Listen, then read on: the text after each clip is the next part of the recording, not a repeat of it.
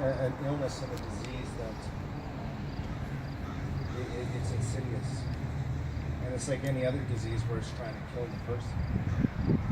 That's its main goal, is to kill the person. And if you believe that it is to be a choice, talk to somebody who's recovered from addiction. Talk to a family member who has lost a child or another family member to addiction. Talk to them. Talk to them with an open mind. Talk to them with an open heart, and listen. Roddy was talking about, us coming together as a community and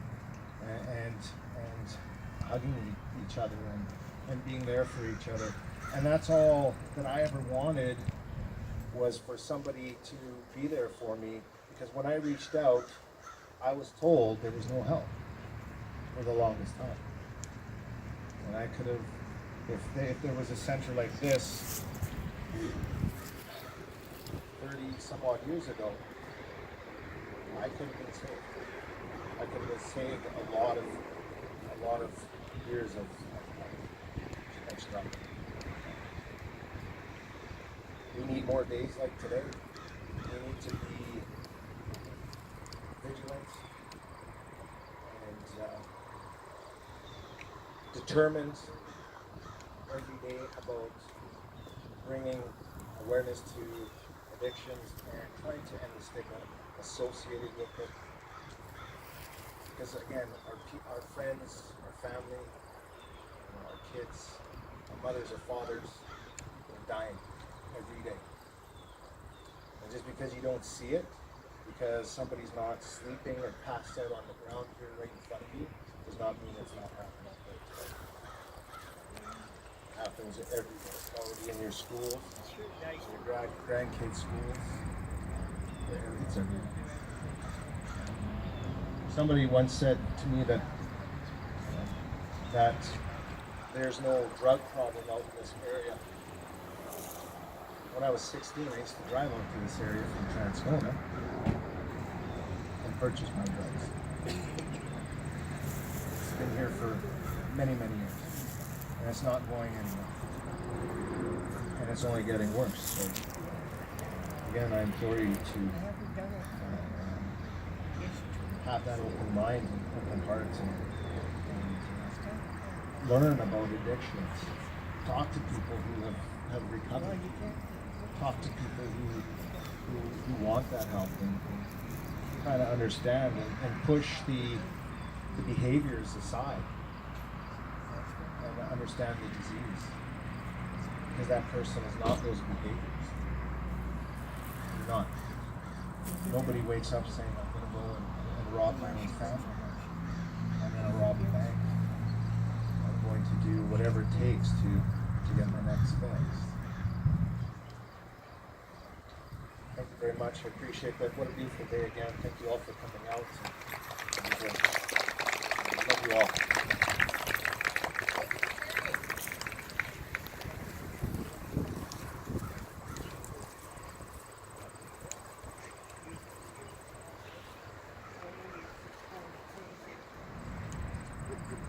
Good afternoon, everybody. My name is Bruce. I'm an alcoholic, drug addict, and I've been sober about 2 years now. I was asked to come up and share a few words because I grew up in this neighborhood. I went to some good schools, Voyageur and Ness, and by the time I got to Sturgeon was when I really got introduced to kind of what was out there. And it started in school for me.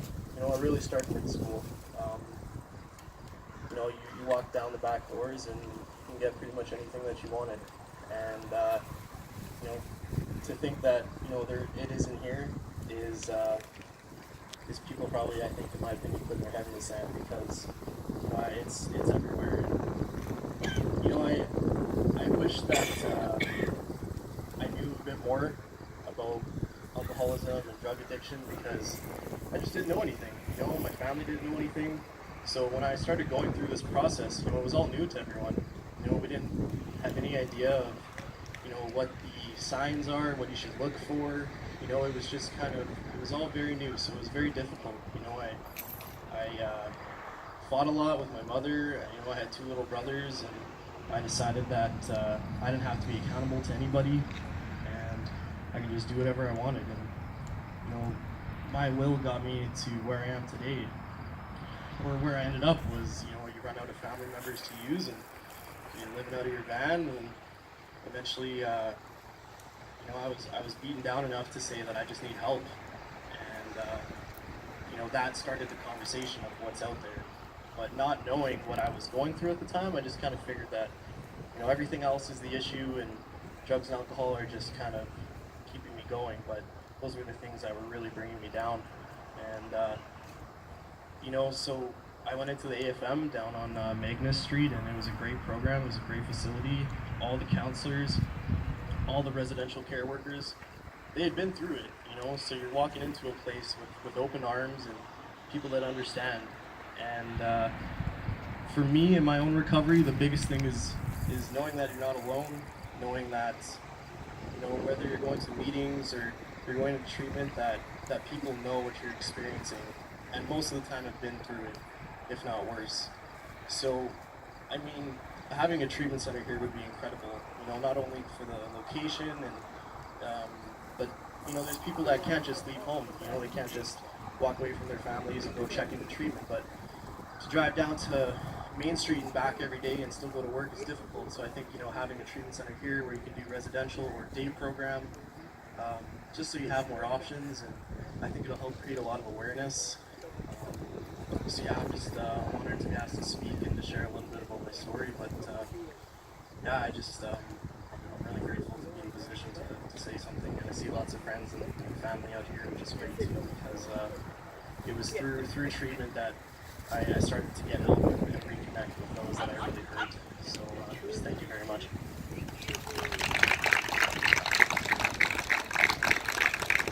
Is there anyone else that would like to speak? Mike?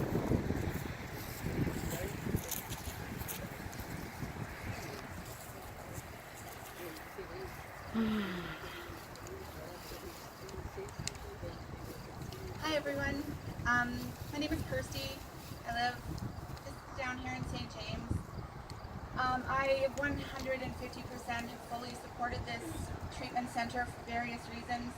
From the very beginning, I spoke at City Hall, City Council, on behalf of the treatment center in support, giving all of the reasons why this treatment center is so desperately needed, not just in St. James, but in our city as a whole.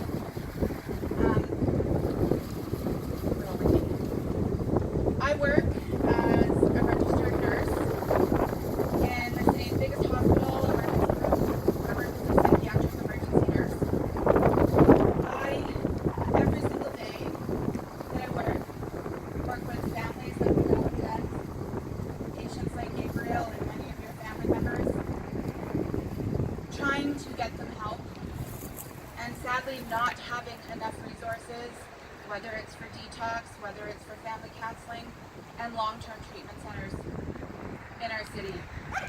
I often feel like I have not done my job when I leave work, because I feel like I haven't been able to help in ways that a nurse should be able to help. So a treatment center like this is a drop in the bucket. I can guarantee a drop in the bucket of what the city needs, but it's a huge start, and I can't wait to see this building replaced with the beautiful building that the Oak Foundation has made up. Also, on my personal side, addiction has affected my life personally. My ex-husband became addicted to crystal meth for 4 years. It was the longest 4 years of my life. It was extremely difficult to see someone, as you all know, who you love, trying to help them, trying to find help, trying to get them to want to get help, trying to explain to my children where their dad was, why they couldn't see him. After 4 years, he was lucky enough to be able to go through MSP detox, AFM, and then through Tamarack. He now works. He's been 6 years sober as of July 31st. And now works at a treatment center to help people in the same place that he was 7 years ago. So I know exactly how hard it is to try and find treatment. As a family member, how heartbreaking it is. As a loved one, to see their loved one go through addiction. And as a nurse, from the medical perspective, caring for patients with addiction, it is an illness. I would treat them exactly the same as if somebody came in with a kidney infection. I'm a registered nurse. I have chosen to work in mental health with people with addiction and mental illness. It's where my passion lies. And even on those days when I come home and I don't feel like I have been able to help those patients or help the families, I go back the next day just attempting to do my best and help the next family that comes in and help the next patient that comes in. But we need more places like this. We need more spots at MSP detox to initially get people in. We need more counseling for families. We need more outpatient departments. We just need it all. So this is a great start. So thank you.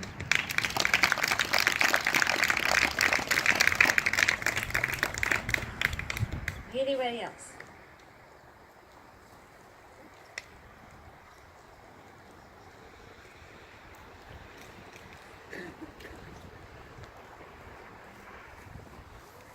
Hi, my name is Vicky.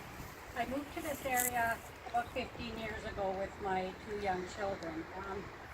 Currently my son is 23 and my daughter is 19. And by the grace of God, neither of them are on drugs. And I have to say by the grace of God, because I know that it could have been way different. I can also tell you it's not anything to do with my parenting, because up until 6 years ago, their mother, who was me, was an alcoholic. And I've been in recovery for just over 6 years. And what they had to live with wasn't very good. Yet, myself growing up to be an alcoholic, I came from a really good home. Loving parents, good area of the city. I did sports, so it really doesn't matter. Doesn't make a difference. We do need this center.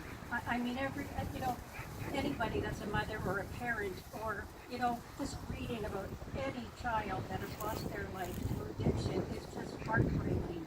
And it has to stop. We can't just, keep reading these things in the paper and just turning the page and forgetting about it and going on with our lives. I mean, these kids are talented. They're amazing people. They have so much to give, so much to offer, and we're losing them. And it's just terrible. I mean, that's all I really have to say, but, I really hope this treatment center gets going, because we really do need it. It'll save a lot of families.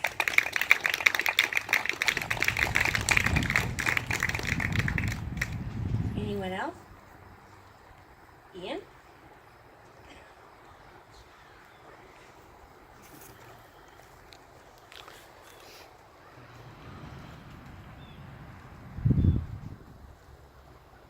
Put you on the spot. It's all right. I think I'm used to being put on the spot. Hi, my name is Ian Cameron, and I'm from this neighborhood. I grew up right on Vimy Road, close to Portage Avenue, when I was a very young child. And I am from a family of alcoholics, and I'm an adult child of an alcoholic, and we've had a lot of addiction matters throughout my family. But what I want to talk to you about is I had the opportunity to live in Kamloops for 10 years. And in that time, I worked as a support worker in a residential treatment center that was in very much like the setting of this here. It was right in a community, right in the neighborhood, with houses all around it. and it was a 28-day abstinence-based program.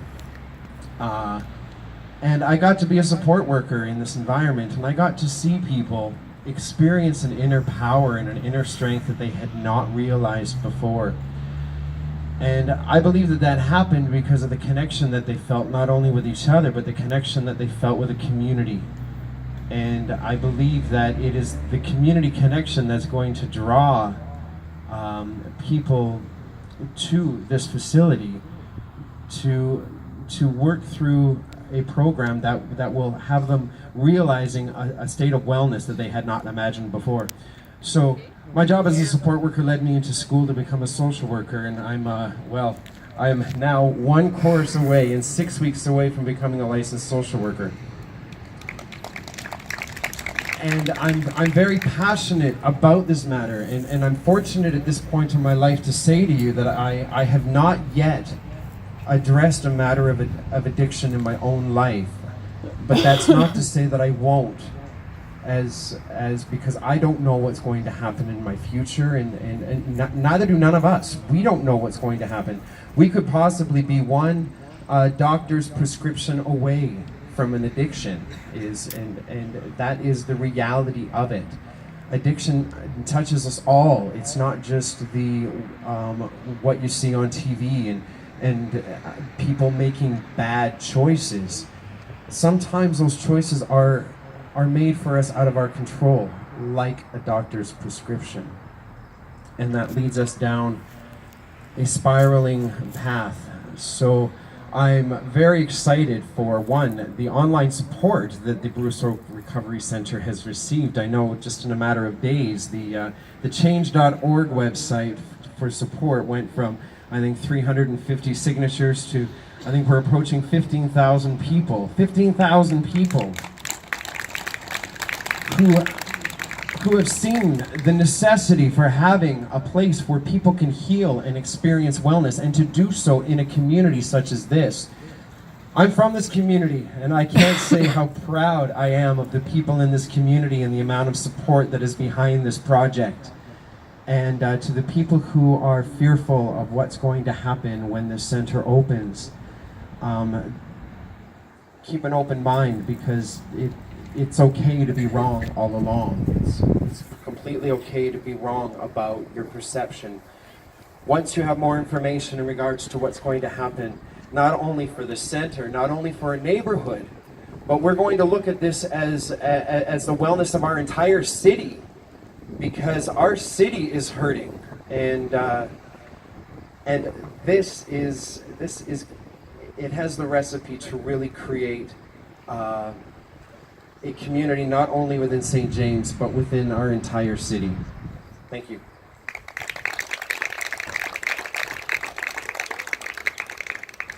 Okay, so nobody else? Okay, I'd just like to take a second to thank everybody for coming out today. It is International Overdose Awareness Day, which is why we are here today to share our stories. We are here until 6 o'clock, so if you would like to stick around and share stories more quietly amongst each other instead of on the mic, please feel free to do so. 8 o'clock tonight, there is a walk at the Forks, meeting at the Winnipeg sign, which will be turned purple in honor of today, and I think it's about a 45-minute walk or so. Sign-in time is at the Winnipeg sign around 7 o'clock, so if anybody wants to come out and join in that as well. Last but not least, because of why we are all here today, I thought it would be nice if we could maybe take 1 minute of silence in honor of the people that we have lost. So if that's okay with everybody, let's do that now.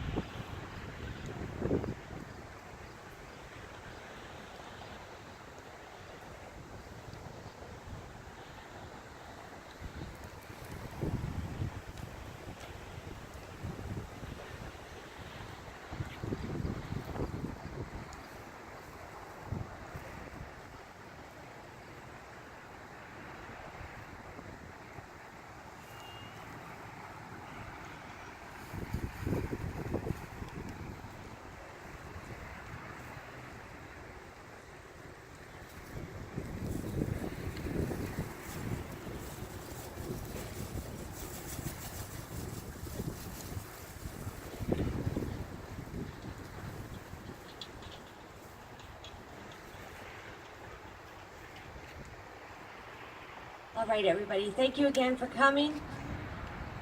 Thank you for sharing your stories, and God bless.